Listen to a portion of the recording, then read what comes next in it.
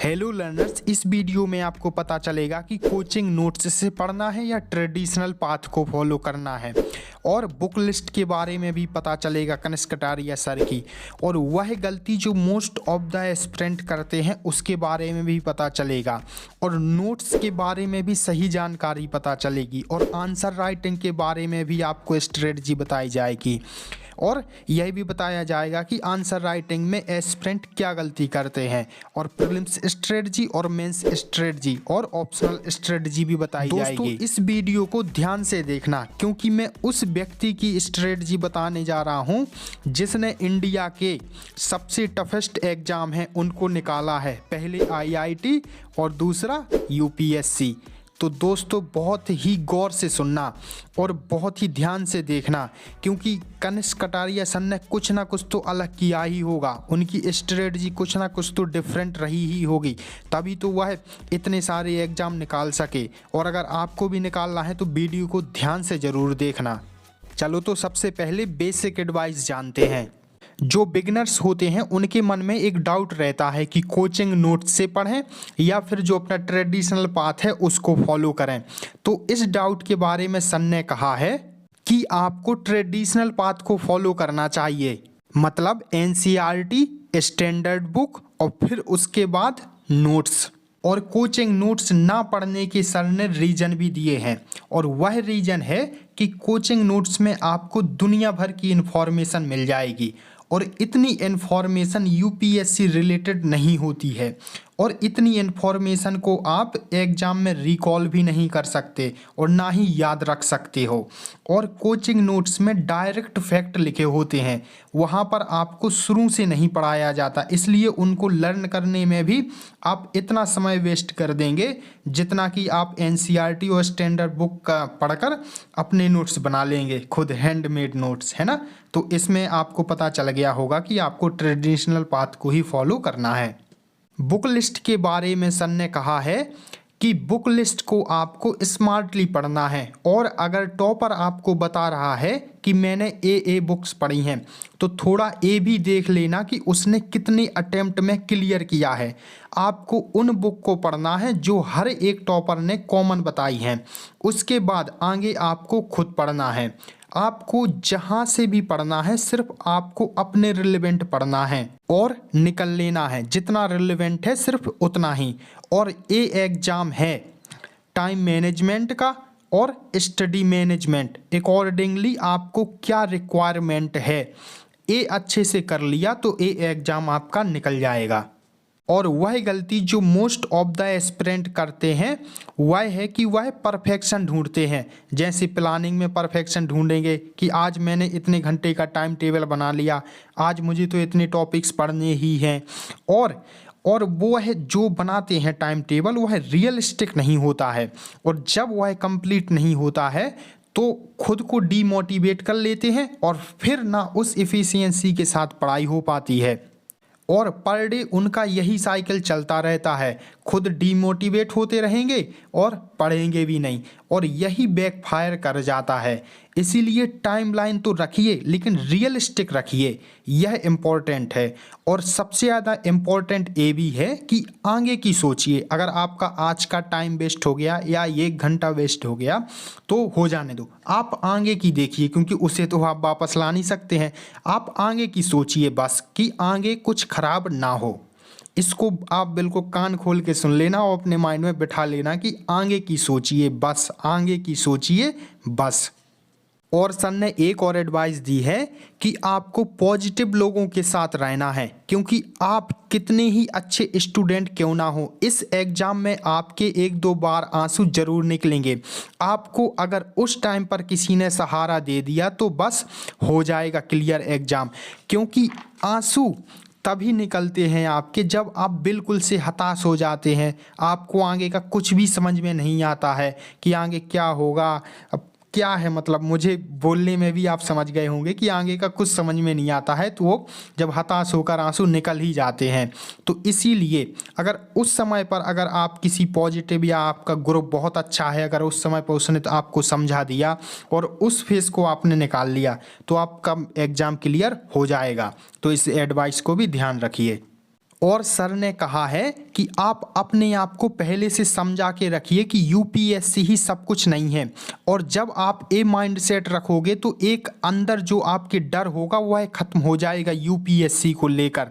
लेकिन इसको आप पॉजिटिव वे में लेना, नेगेटिव में मत ले लेना कि फिर आप पढ़ ही नहीं रहे हैं, क्योंकि कभी कभी डर भी अच्छा होता है। अब मैं आपको एक एग्जाम्पल से समझाना चाहता हूँ कि जैसे अगर आप रोड पर जा रहे हैं, अगर आप बहुत ज़्यादा डरेंगे तो फिर आप रोड पर निकलेंगे ही नहीं, क्योंकि आपका एक्सीडेंट हो जाएगा, है ना। तो इस आप समझने की कोशिश करना कि मैं आपको क्या समझाना चाहता हूँ। और सर ने कहा है कि आपको टॉपर्स वीडियो देखनी चाहिए। और टॉपर्स वीडियो क्यों देखनी चाहिए? क्योंकि प्रिपरेशन में उतराव चढ़ाव बहुत ज़्यादा आते हैं।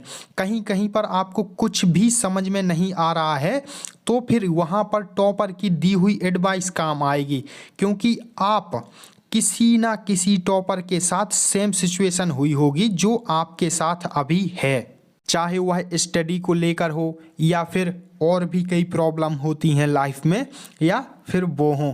तो फिर वहाँ पर आपको पता होगा कि इस टॉपर ने यहाँ पर ऐसे सिचुएशन से बाहर निकला था और यहाँ पर ऐसे काम किया था।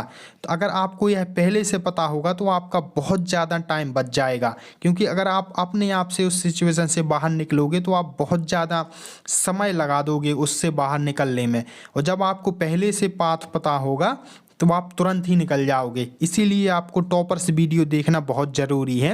और अगर आप बिगिनर्स हैं या फिर आप प्रिपरेशन कर भी रहे हैं तो जो भी मैंने अभी अपनी प्रीवियस वीडियो अपलोड की है प्लीज़ जाकर देख लेना, बहुत ही ज़्यादा हेल्प होगी आपकी। चलो तो अब नोट मेकिंग एडवाइस जानते हैं सर की। सर ने कहा है कि नोट्स क्यों इम्पोर्टेंट होते हैं। नोट्स इसलिए इम्पोर्टेंट होते हैं, सर ने कहा है कि आपने देखा होगा कि most of the topper second या थर्ड अटेम्प्ट वाले होते हैं।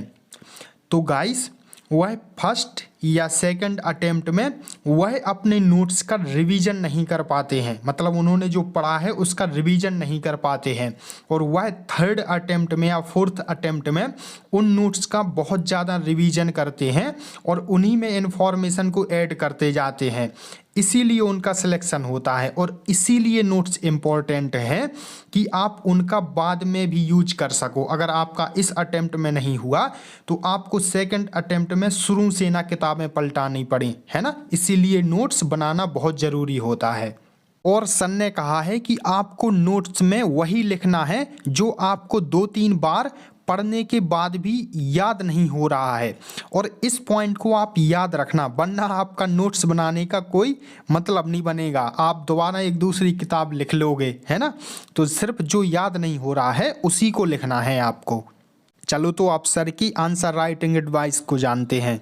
सर ने कहा है कि आंसर राइटिंग में एस्पिरेंट सबसे बड़ी गलती यह करते हैं कि वह सोचते हैं कि पहले सिलेबस कवर कर लेते हैं फिर आंसर राइटिंग स्टार्ट करेंगे। लेकिन फैक्ट्स यह है कि सिलेबस कभी कभार होता ही नहीं है। आपको आंसर राइटिंग ऐसे करनी है कि जैसे आपने कुछ पढ़ लिया, कोई टॉपिक पढ़ा और आपको उसको तुरंत लिख लेना है, क्योंकि आपको पता होगा कि यूपीएससी में सारा खेल और रैंक के लिए भी सारा खेल आंसर राइटिंग का ही है भाई। और आंसर राइटिंग में सबसे बड़ी गलती यह भी करते हैं एस्पिरेंट कि वह परफेक्शन ढूंढते हैं और एक ही आंसर को अच्छे से अच्छा बनाने की कोशिश करते रहते हैं। और उनकी यह हैबिट एग्ज़ाम के लिए बहुत ही ज़्यादा खतरनाक साबित होती है, क्योंकि एग्ज़ाम में आप कितना ही अच्छा आंसर लिख लेना, एक लिमिट से ज़्यादा नंबर नहीं मिलेंगे। एग्जाम में आपको सारे क्वेश्चन अटेंड करने हैं, यह इम्पॉर्टेंट है, ना कि यह इम्पॉर्टेंट कि आप कुछ क्वेश्चन को बहुत अच्छे से लिख दें और फिर बाद में आप सफ़र करें और क्वेश्चन में। तो इस एडवाइस को भी आप याद रखना और आप अपने हिसाब से अप्लाई कर सकते हैं इस एडवाइस को। चलो तो प्रीलिम्स स्ट्रेटजी जानते हैं सर की। सर ने कहा है कि प्रीलिम्स में बहुत डर का माहौल होता है, क्योंकि सारे क्वेश्चन किसी को भी नहीं आते। इसीलिए स्टूडेंट सोचते रहते हैं कि निकलेगा कि नहीं निकलेगा। और इस डर से निकलने के लिए सर ने बताया है कि आप जिस क्वेश्चन को कर रहे हैं सिर्फ उसके बारे में सोचिए, ना आपको यह सोचना है कि पीछे इतने क्वेश्चन छूट गए हैं और ना ही ये सोचना है कि आगे क्या होगा। आपको सिर्फ जौन सा क्वेश्चन आप अटेंड कर रहे हैं उसके बारे में सोचना है और उसी के ऊपर 100% फोकस करना है। अगर आप ऐसा करेंगे तो आपका प्री जरूर निकल जाएगा। और सर ने कहा है कि प्री मेंटेलिटी का गेम है। अगर आपने सोच लिया कि प्री क्लियर हो गया तो प्री क्लियर हो जाएगा, और अगर आप पहले ही डर गए तो फिर भाई मुश्किल पड़ जाएगा आपको क्लियर करना प्री को। इसीलिए इन दोनों एडवाइस को आप अच्छे से याद रखना। चलो तो सर की मेंस स्ट्रेटजी देखते हैं। सर ने कहा है कि अगर आप कोचिंग कर रहे हैं तो मेंस के 1 महीने पहले टेस्ट देना बंद कर दें, क्योंकि कोई भी कॉपी चेक करके नहीं देगा। मतलब कोई भी कोचिंग वाला 1 महीने के बाद कॉपी चेक नहीं करता आपकी, है ना। तो जो भी वह आप वहाँ पर टेस्ट देने जाएंगे और जितना आप टाइम वेस्ट करेंगे उतना आप घर पर ही प्रैक्टिस कर लें, है ना। तो इस एडवाइस को ध्यान रखना।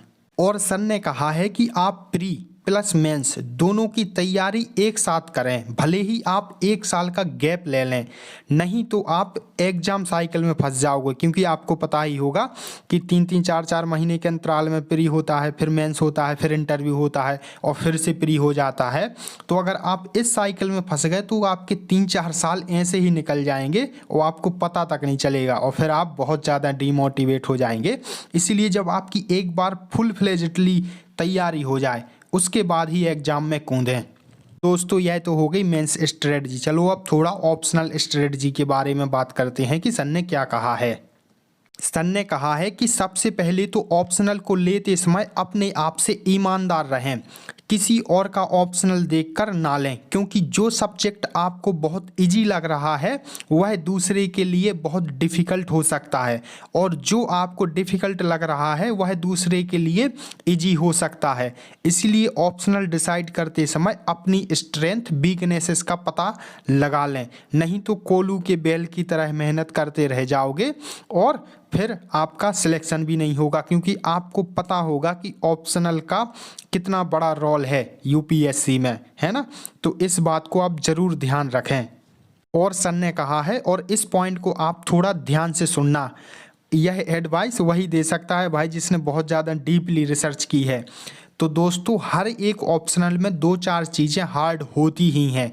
अगर आप ऑप्शनल चेक कर रहे हैं और आपको 2-4 चीज़ें उसमें हार्ड लग रही हैं और आप ऑप्शनल को पलटाते जा रहे हैं, मतलब हर एक ऑप्शनल को देख रहे हैं, पलटाते जा रहे हैं, तो दोस्तों इसको भी याद रखना कि 2-4 चीज़ें हार्ड होती ही हैं हर एक ऑप्शनल में, है ना। चलो तो दोस्तों अगर आपको वीडियो पसंद आई है तो आप चैनल को सब्सक्राइब जरूर कर लें और वीडियो को शेयर कर दें। और मैंने सर की पिन पॉइंट स्ट्रेटजी जो भी ऑब्जर्व की थी वह बताई है आपको, और आपको यह वीडियो बहुत ज़्यादा हेल्प करेगी। और जिसको अच्छे से नॉलेज है उसको पता भी होगा कि कितनी ज़्यादा हेल्पफुल है।